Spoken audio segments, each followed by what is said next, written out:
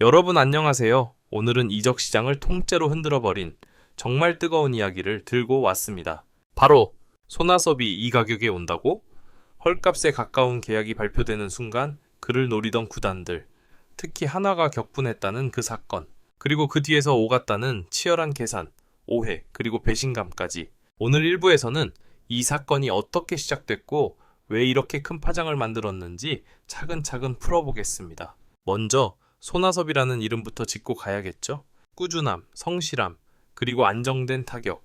수많은 시즌 동안 팀 공격의 축을 맡아왔고 한 시즌 반짝이 아니라 커리어 전체가 증명된 선수. 이런 평가를 받을 만큼 존재감이 확실한 선수입니다. 그래서 FA 시장이 열렸을 때 여러 구단이 자연스럽게 그를 리스트 최상단에 올려놓았죠. 특히 한화는 외야 보강과 중심 타선 안정이라는 두 가지 숙제를 한 번에 해결할 수 있다는 판단 아래 내부적으로 꽤 공격적인 조건을 준비했던 것으로 알려졌습니다. 하지만 협상 테이블 위에 놓인 현실은 생각과 조금 달랐습니다. 시장 전체가 조용했습니다. 평소 같으면 경쟁이 붙고 몸값이 쭉쭉 올라가야 하는데 이번엔 묘하게 분위기가 차분했죠. 몇몇 구단은 우리 팀 전략과는 다르다는 이유로 빠져나갔고 또 다른 팀들은 내부 재정과 FA 정책을 고려해 조심스러웠습니다. 그 사이 손아섭 측과 접촉을 이어가던 구단 중 하나가 놀라울 정도로 합리적인 금액을 제시했고 바로 그 조건에 계약이 급속도로 진행되기 시작합니다. 그리고 발표된 금액, 팬들이 보고 난 뒤 입을 모아 말했습니다. 이게 진짜 헐값 아니냐? 바로 이 지점에서 이야기가 급격히 달아오릅니다. 특히 한화 입장에서는 충격에 가까운 감정이 올라왔죠. 구단 내부에서는 이런 말까지 오갔다고 합니다. 우리가 움직이지 않은 게 아니라 다른 조건을 준비하고 있었다. 그런데 이렇게 싸게 정리될 줄은 아무도 예상 못했다. 더 결정적인 건 일부 관계자들이 우리는 철저히 이용당했다 라고 말한 것으로 전해졌다는 점입니다. 이 표현 하나가 팬들 사이에서 불꽃처럼 번지며 논란이 폭발하게 되죠. 그렇다면 여기서 말하는 이용은 도대체 무엇일까요? 간단히 말해 협상 레버리지 문제입니다. 어떤 선수든 협상 과정에서 여러 구단과 접촉하며 자신의 시장 가치를 확인합니다. 그 과정에서 자연스럽게 다른 구단도 관심이 있다더라 라는 메시지를 흘리는 경우가 많죠. 이건 일반적인 협상 전략입니다. 하지만 이번 손아섭 케이스에서는 몇몇 구단이 느끼기에 그 흐름이 조금 과하게 작동한 것처럼 보였던 겁니다. 즉, 우리가 가격을 올리기 위한 비교 대상으로만 쓰인 게 아니냐라는 의심이 생긴 거죠. 그런데 이걸 단순히 배신이라고만 볼 수 있을까요? 조금 다른 각도에서 보면 손아섭 측은 오히려 아주 현실적인 선택을 한 것에 가깝습니다. 그는 이미 커리어 대부분을 증명했습니다. 이 나이대의 선수에게 가장 중요한 건 금액, 별로 역할, 별수 안정성. 그런데 이번 계약은 주전으로 뛰는 그림이 분명했고 팀 내부에서 필요로 하는 역할이 뚜렷했고 장기적으로 안정적인 조건까지 갖췄죠. 즉, 몸값 경쟁 대신 커리어 마지막을 책임질 수 있는 구단을 선택했다는 해석도 충분히 가능한 겁니다. 문제는 이 모든 과정이 너무 빠르게 이루어졌다는 데 있습니다. 조용하던 시장, 조금 뜸들일 줄 알았던 협상. 그런데 어느 날 갑자기 헐값 계약, 공식 발표. 이렇게 되니까 영입을 준비하던 구단 입장에서는 허탈감이 밀려올 수밖에 없었죠. 특히 한화 팬들 사이에서는 우리가 손해만 본 협상 아니냐? 언론 플레이에 말린 거 아니냐?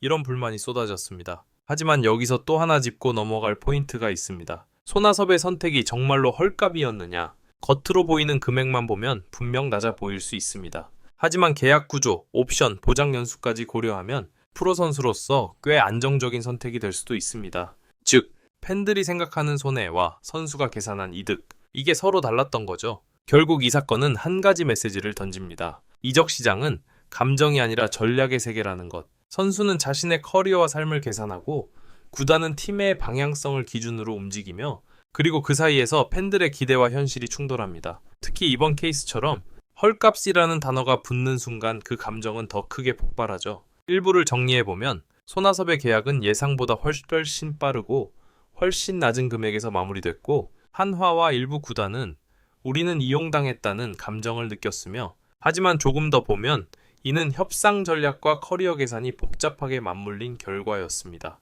그리고 이제 남은 질문은 하나죠. 그 선택 과연 옳았을까? 자, 계속 이어가 보겠습니다.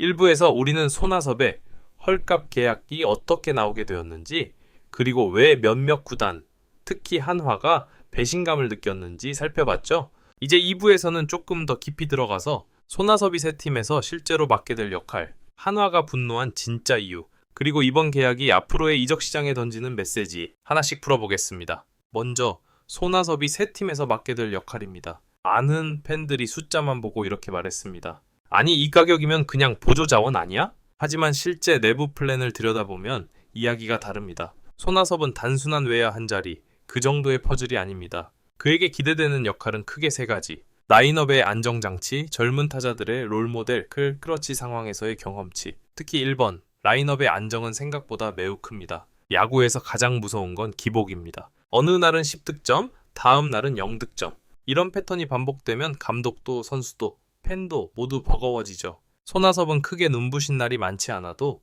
1안타 2출루 경기 흐름을 끊지 않는 플레이, 이걸 꾸준히 해줍니다. 그게 바로 감독이 좋아할 수밖에 없는 유형이죠. 두 번째는 리더십입니다. 단순히 말로 이끄는 리더가 아니라 매일 같은 시간에 나와 몸을 풀고 루틴을 지키고 실패했을 때 빠르게 정리하는 모습, 이걸 옆에서 보는 젊은 타자들에게 굉장히 큰 영향을 줍니다. 한신인 선수가 이렇게 말했다고 하죠.